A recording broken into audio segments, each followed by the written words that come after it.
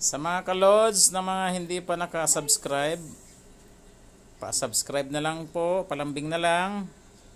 Pakihit na rin ang notification bell at mag-comment na rin sa mga gustong magtanong. Ayan, nakataas ang breaker sa lahat. Ito lang yung DC, para sa DC bulb. Hindi ko naman kailangan ng ilaw para sa umagang-umaga naman kasi papatay na natin. Ayan, ito pa rin ang karga niya, oh. Ito pa rin ang laman bat. Nasa 13.0 volts pa rin ang laman ng battery ko. Ayan, naka electric fan pa, na clip fan. Pati pusa i-charge ko na rin. Ayan.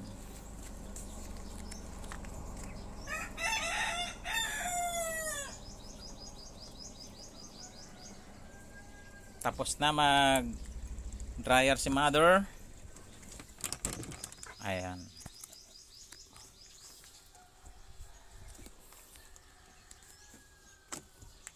Kaya ngayon ko lang din uli ito nasubok sa small setup ko at napagana naman.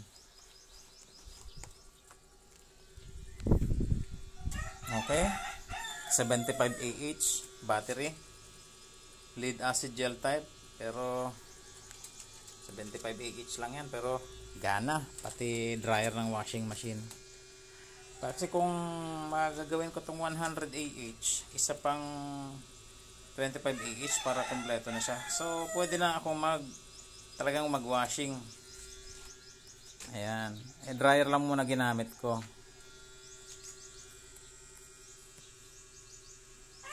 Okay, balik na uli siya sa 13.6 na laman. So pag narating niya ng 13.7, full charge na siya sa float voltage niya. Ayos na ang buto-buto. Lalagyan ko na lang din ito ng soon, na gaya ng request ng mga kalods natin. Gusto raw nilang makita ang pag-install ko ng LVD o low voltage disconnect, pati rin ng high voltage disconnect. So para safety ang battery ko, para hindi siya ma-overcharge. Ayan.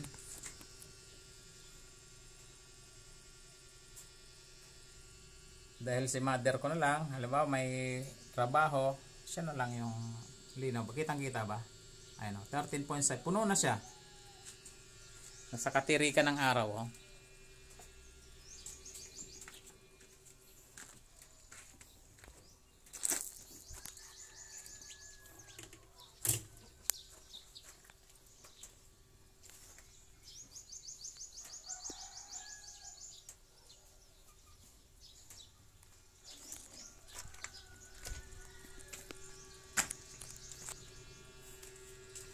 Yan pa lang ang nabukong setup. Gaya nga nasabi ko, mahirap lang kasi kami.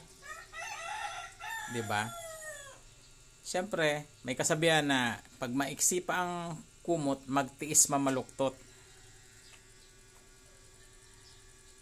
Sa mga nanood ng video ngayon, mga kalods, mag-iingat po kayong palagi at hanggang sa muli.